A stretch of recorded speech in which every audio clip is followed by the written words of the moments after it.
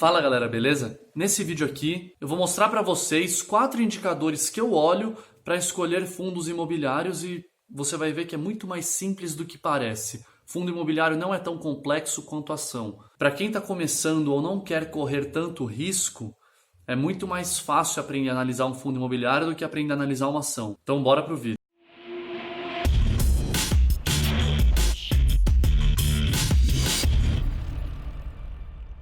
O primeiro deles é o mais óbvio e o mais importante. Primeira coisa, para quem não sabe como se compra um fundo imobiliário, igual um código de uma ação na bolsa, por exemplo, ABEV3, que é o da Ambev, ITUB3 ou ITUB4, que é Itaú, você tem códigos para fundos imobiliários. É como se você estivesse comprando uma ação, mas está comprando um fundo imobiliário. Todos os códigos de fundos imobiliários, pelo menos que eu saiba, que eu me lembro, eu nunca vi algum que não fosse assim, terminam com 11. Então os fundos imobiliários, anota aí, é algum código de 4 letras também, 11. Por exemplo, um que eu tenho, GGRC11. Beleza, vamos para os indicadores então. Primeiro deles, Dividend Yield. Como é que funciona o Dividend Yield? É a mesma coisa que ação.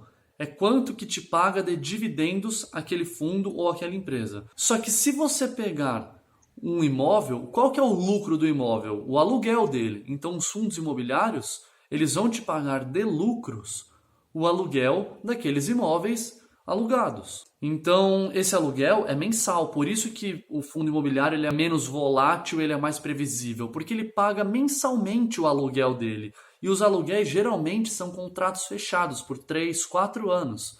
Então você sabe quanto que você vai receber. É diferente de ação, que você só sabe um pouco antes, quando ela anuncia, a empresa anuncia dessa forma. Eu vou pagar tanto em tal data. Aí todo mundo sabe, mas até lá ninguém sabe.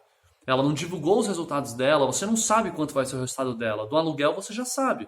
Você sabe quanto vai ser, porque está fechado em contrato. Tem alguns outros aspectos a se avaliar que podem oscilar um pouco, mas é coisa pequena. É muito menos volátil. Então, o primeiro ponto, Dividend Yield. Eu vou deixar um número aqui para vocês terem um parâmetro, tá? Isso não é regra, tem que analisar caso a caso, mas eu vou deixar só para vocês não ficarem perdidos. Um bom fundo imobiliário, que ele já está consolidado, que é um imóvel que já foi construído, já está alugado, não é um que está na planta que eles lançaram cotas do fundo e nem alugou ainda. Um imóvel que já está, um fundo que já está consolidado, você pode esperar em torno de 0,5% a 0,7% ao mês de aluguéis ou dividendos, tá? Então, isso é um dos fatores que eu olho, Dividend Yield. Segundo indicador que eu olho, a vacância daquele imóvel ou daquele fundo. O que é isso? Imagina que é um fundo que tem diversos prédios comerciais. Ele tem 3 prédios comerciais. E de todas aquelas salas, vamos dizer que 5% não está alugada. Logo, você tem uma vacância de 5%. Por que isso é importante? Porque você tem que saber que quando você está comprando, você está recebendo aquele dividendo, beleza, mas tem um potencial para receber mais. Ou tem um potencial de você pagar o que aquele imóvel vale, mas na verdade você não está recebendo 100%, você está recebendo 95%, então tem que ser avaliado. Pode ser uma vantagem, pode ser uma desvantagem. Pode ser uma vantagem de você pensar, falta 5% para alugar. Beleza, tem potencial de aumentar o meu dividendo. Ou, ponto negativo, que você pode estar pagando o preço do imóvel como se ele estivesse 100% alugado, mas ele só está 95%, diminui 5% o seu dividendo. Então, tudo é uma análise, por isso que o indicador só não serve, você tem que analisar todos. Esse eu acho muito importante, e eu acho que muita gente fica apegado sempre em números, e números não de estudo. Por exemplo, você tem que olhar a quantidade de imóveis que tem naquilo e os setores de imóveis que estão naquele fundo. Por quê?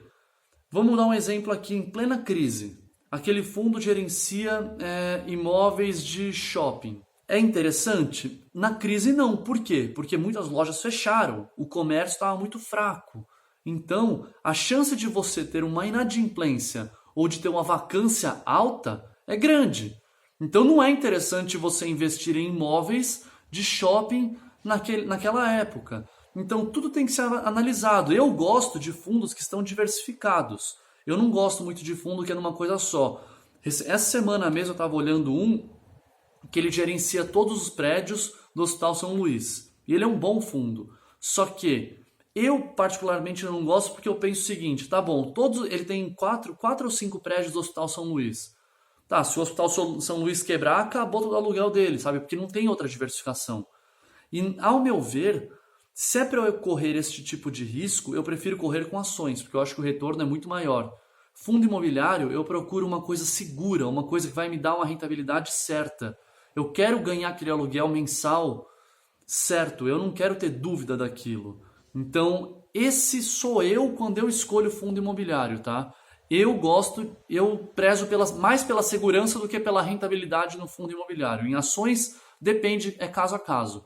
Mas em fundo imobiliário não, eu prezo mais pela segurança. E por último, é o meu preferido, tanto para ações quanto para fundos imobiliários, é o preço que você está pagando dividido pelo valor patrimonial. O que é?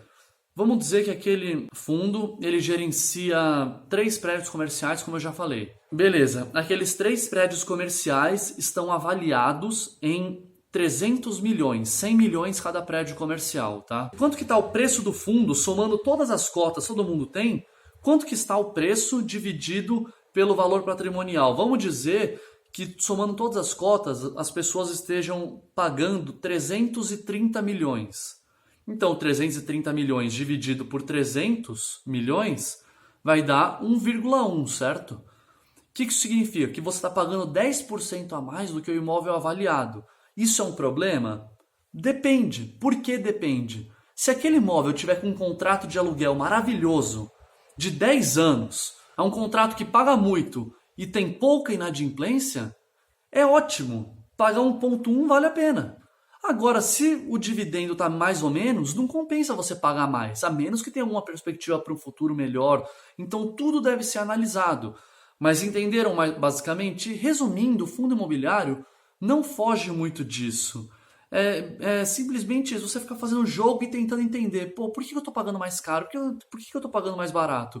Por que o dividendo ou o aluguel dele está alto aqui? Por que o dividendo ou o aluguel dele está baixo na outra situação? Entende? É mais esse joguinho, não tem muito o que fugir disso daí. Espero ter ajudado aí a galera que queria entender mais sobre fundo imobiliário que me pediu. Qualquer dúvida é só deixar nos comentários que eu te respondo. E é isso. Espero que seja esclarecedor esse vídeo aí para quem prefere essa modalidade de investimento. É isso aí então, valeu, é nóis, tamo junto.